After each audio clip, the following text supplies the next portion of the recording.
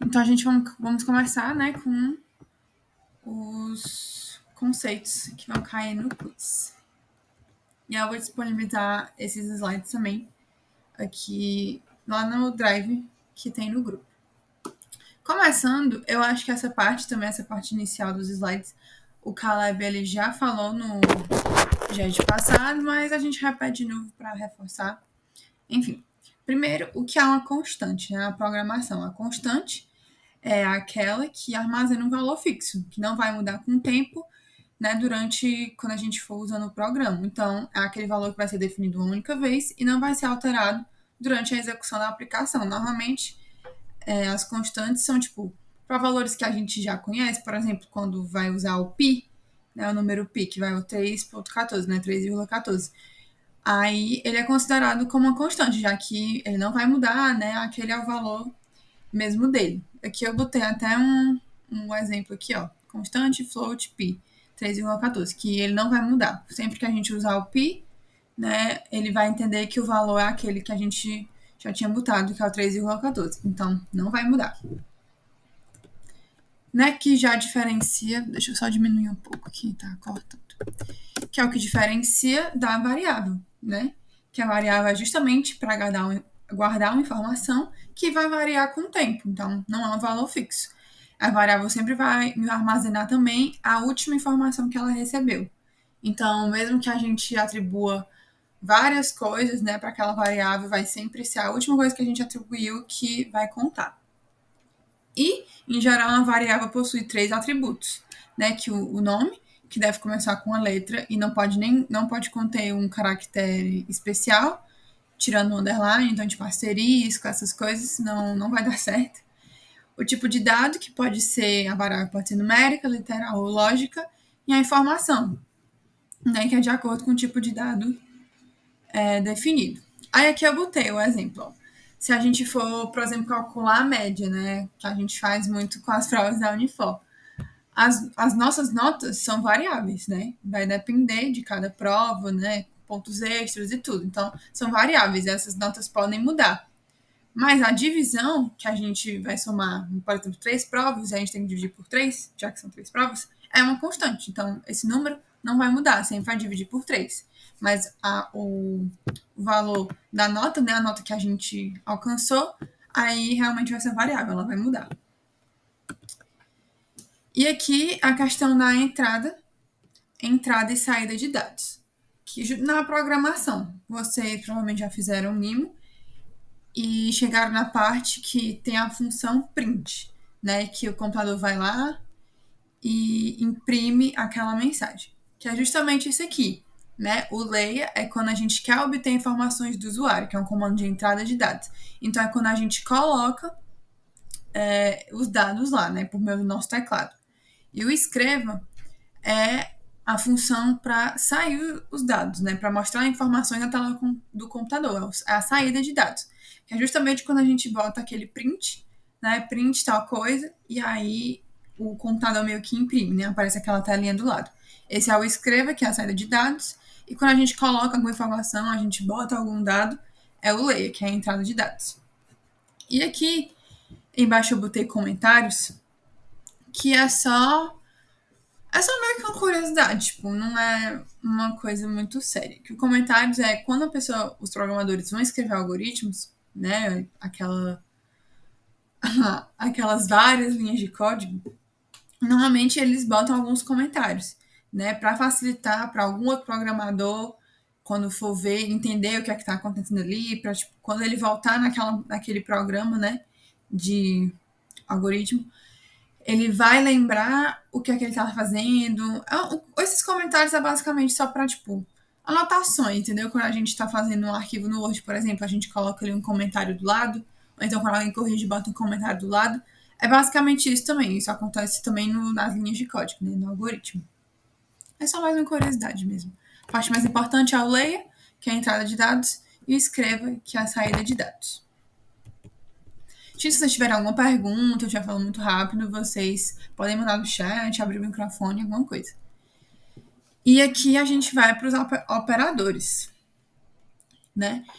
que tem o aritmético, os operadores aritméticos, os operadores de atribuição, os lógicos e os relacionais. Né? Os operadores, eles são símbolos que vão representar atribuições, cálculos, ordem de dados. Eles são utilizados nas expressões matemáticas, lógicas, relacionais e de atribuição. Os operadores aritméticos é basicamente matemática, que a gente conhece. Quando a gente faz, né, operações matemáticas no código. Então, adição, divisão, subtração, multiplicação, todos esses... É basicamente matemática, como a gente já conhece. São os mesmos operadores e do mesmo jeito. Então, esse aqui não tem muito mistério. Aí nós temos operadores de atribuição, né, que eles têm como principal função retornar um valor atribuído de acordo com a operação indicada. Então, essa operação ela é feita com dois números, né, dois operandos, e aí é atribuído o resultado a um primeiro que meio que a gente está voltando com ele, entendeu?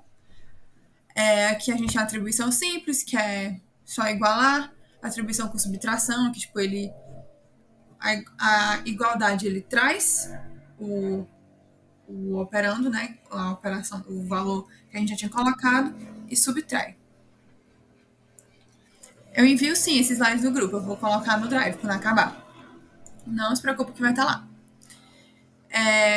E é isso, a atribuição sempre volta, né? O valor que a gente atribuiu uma vez com a operação que a gente vai botar aqui, ou subtração, ou divisão, ou adição.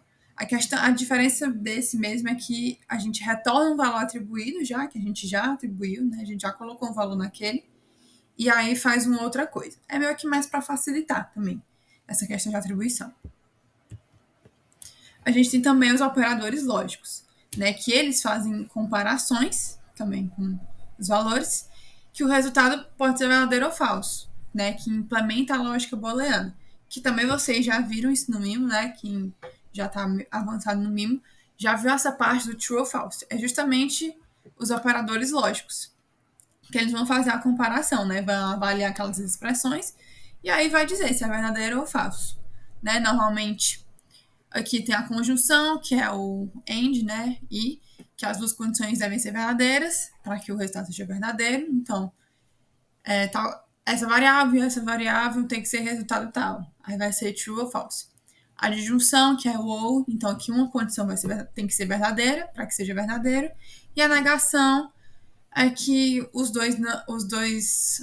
as coisas devem ser, não devem ser aquele número para poder ser verdadeiro. A negação. Se já fizeram, vocês vão estar lembrando isso aqui que eu estou falando. E aí aqui eu botei os exemplos, né? Do e, ou, se, então, que é condicional, se, somente se, bicondicional.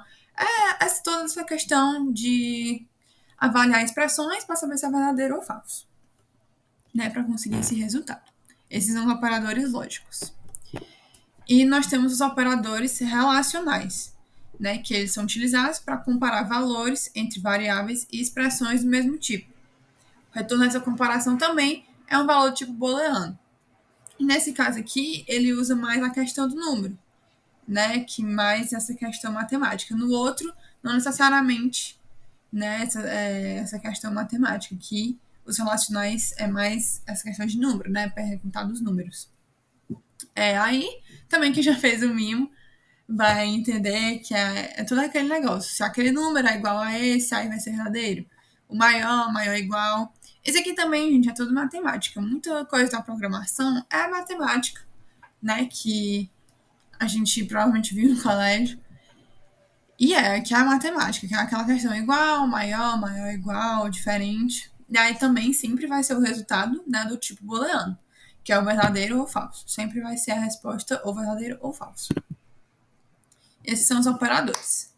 E aí a gente também tem as estruturas de seleção, que são comandos que auxiliam a gente, né, no direcionamento da sequência de execução, né? Que a gente vai fazer essa pergunta aqui, essa seleção, e aí o código ele vai executar, né? Vai lá programar. E aí, essa sequência de execução vai avaliar condições lógicas, né? E vai comparar o resultado delas. As estruturas de seleção. A primeira aqui que eu trouxe é o if-else, que é o sim então, que tem três tipos: a simples, a composta e a aninhada. A simples é aquela questão normal. Se foi isso, então faz isso. E acabou. É esse negócio. Se for tal coisa, então vai ser isso, né? Que é o if else normal mesmo. A composta é que. Deixa eu só vir aqui que eu acho que fica melhor. A composta é se for tal coisa, então escreva isso. Se não, escreva outra coisa. Então esse aqui, ele dá uma opção de caso aquela primeira afirmação seja falso, né? Não aquela afirmação não aconteça, aqui ele já dá outra opção. Na primeira não. Se tal coisa não acontecer, né? Se tal coisa não for aquilo, ele não vai realizar nenhuma instrução que ele botou, né? Ele não vai fazer o print de alguma coisa, por exemplo. Não vai fazer, porque ele não tem outra opção. Nesse aqui, já dá. Se tal coisa for aquilo que ele está falando, vai ser aquilo. Se não, vai ser outro. Então, ele dá outra opção, caso não seja aquela primeira. E a aninhada, que são basicamente várias, né, if else estruturas dentro de outra. Por isso que se chama aninhada. Se tal coisa, aí ele já bota outra se, e aí ele meio que vai colocando um dentro do outro. Esse aqui é mais complicadinho. Mas é basicamente isso. Ele bota uma if else dentro de uma if else. Então, vão ser várias condições que ele vai ter que ele ver para poder executar o código. A próxima estrutura é a de switch case, escolha caso, que é utilizado normalmente quando é necessário testar a mesma variável com uma série de valores, né, várias vezes. São comandos que auxiliam no direcionamento da sequência de execução de um programa, né, por meio da avaliação de condições lógicas, e tem como função validar condições e comparar o resultado delas, né. Vários valores, e aí é basicamente a mesma coisa também. Escolha, e aí bota a condição. Aí, caso for essa, vai fazer uma coisa. Caso for essa, vai fazer outra coisa.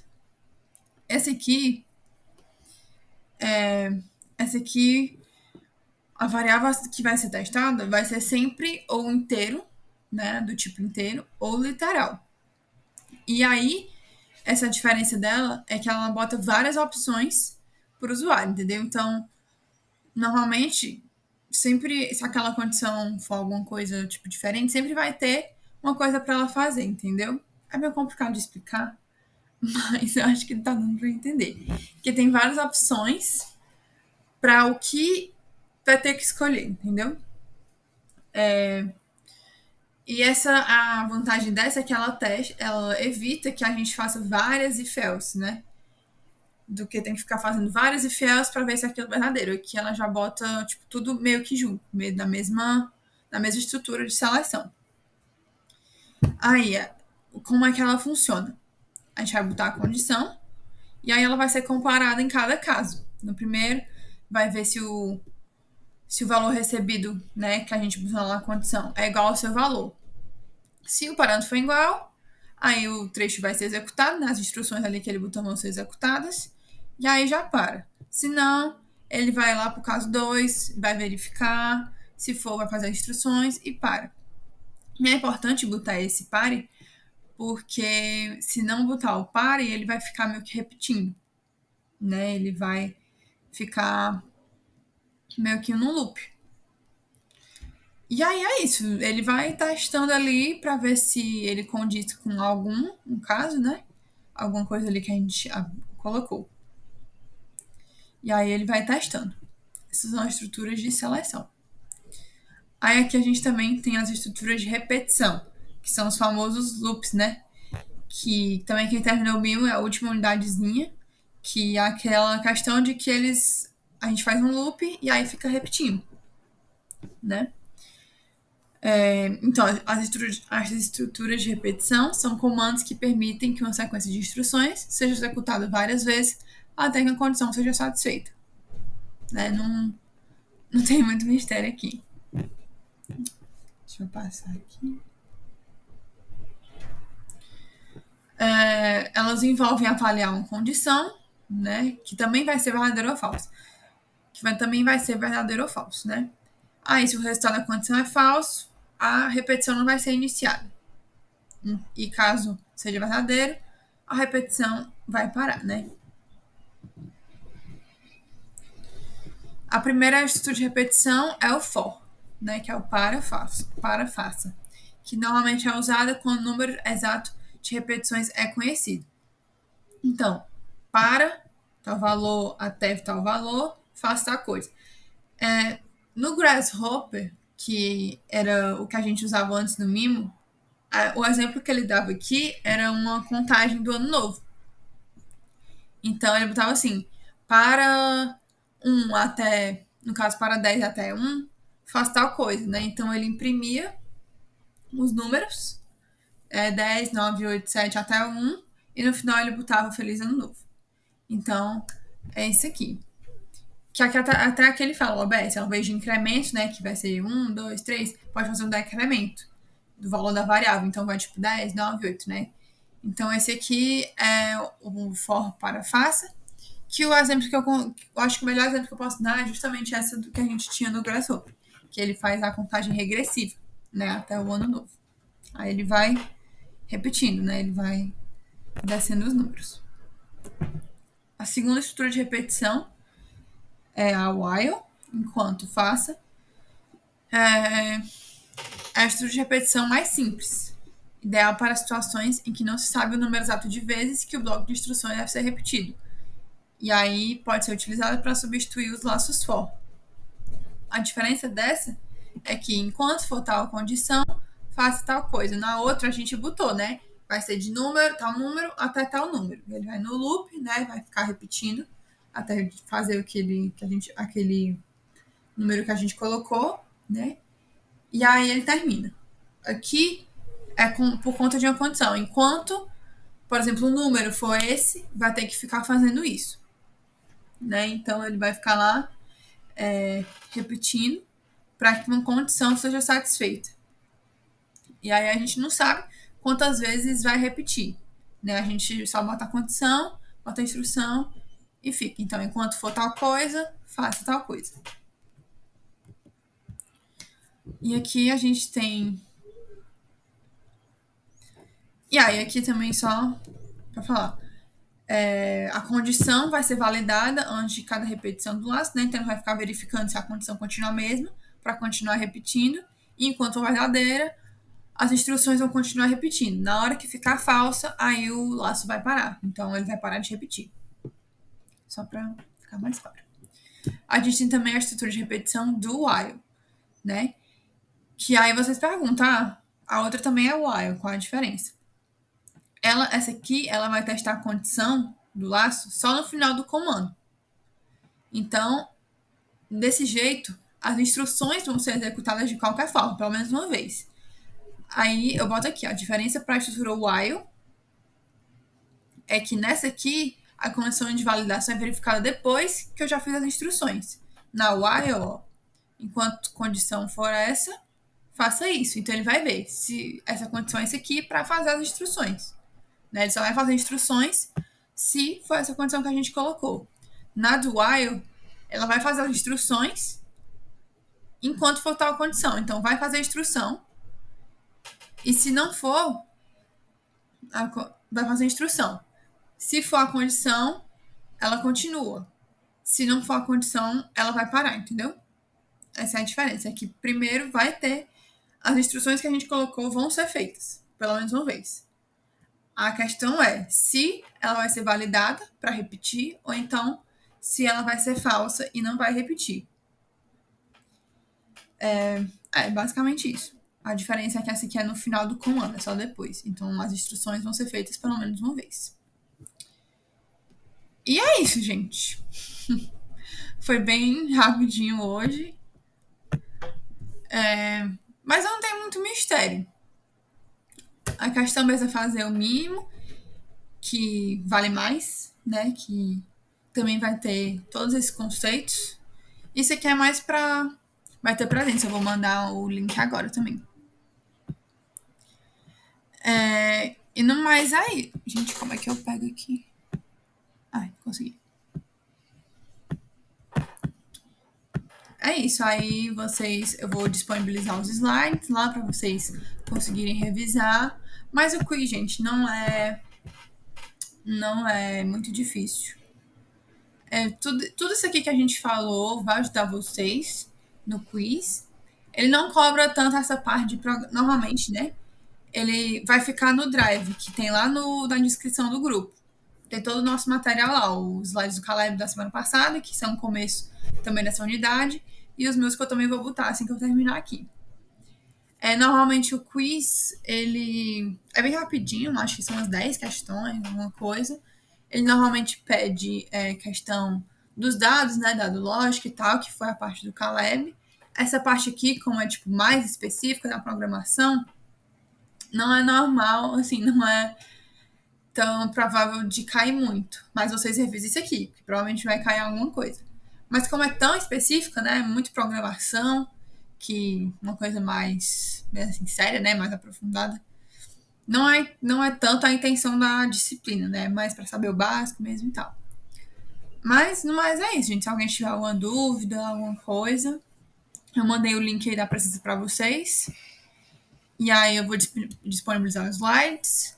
Vou postar também a gravação. Espero que dessa vez saia o som, né? Que da outra vez que eu fiz o OutSystems não saiu. Mas para também quem não terminou o OutSystems, tem o vídeo lá do Caleb que ele fez semestre passado, que é o mesmo passo a passo. Então vocês podem fazer também. E é isso, gente. Muito obrigada pela presença. E é isso. Bom fim de semana. E qualquer coisa que vocês tiverem dúvida no mimo, sobre aqui a matéria, sobre, sei lá, os grupos, extensão, vocês podem perturbar a gente, né? No privado, no grupo, que a gente está à disposição. E é isso. Tchau, gente. Bom final de semana. Obrigada.